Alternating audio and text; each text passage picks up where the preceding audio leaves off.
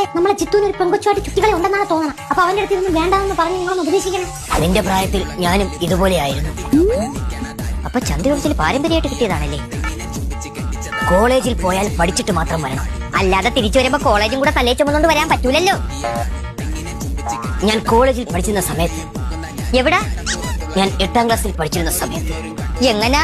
ഞാൻ അംഗനവാടിയിൽ കഞ്ഞി കുടിക്കാൻ പോരുന്ന സമയത്ത് എനിക്കൊരു പ്രണയമുണ്ടായിരുന്നു. അതായിരുന്നു എന്റെ ആദ്യത്തെ അവസാനത്തെ പ്രണയം.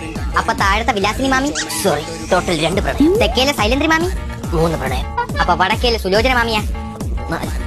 നമുക്ക് ആ ടോപ്പിക്ക് തന്നെ വിടാം. പുല്ല് പറയണ്ടായിരുന്നു. നിങ്ങൾക്കറിയാലോ, എനിക്ക് 2 മക്കളാണുള്ളത്. ആരൊക്കെ അത്? അത് നിങ്ങൾ രണ്ടുപേരല്ലേ? തന്നെ പെൺകുട്ടികളെ പ്രണയിക്കുമ്പോൾ നോക്കിയും കണ്ടു വേണം പ്രണയിക്കാൻ. വാ, അല്ലെങ്കിൽ നിങ്ങളെ അമ്മയെ പോലുള്ള ഒരാൾ ഇവിടെ വന്ന് കയറും. 2 മക്കളെ നല്ല കുടുംബത്തിലോട്ട് പറഞ്ഞേക്കാനാണ് ഞാൻ ആഗ്രഹിക്കുന്നത്. അതുകൊണ്ട് നമുക്ക് ഈ ബന്ധം വേണ്ട ചിത്രം. അവളെ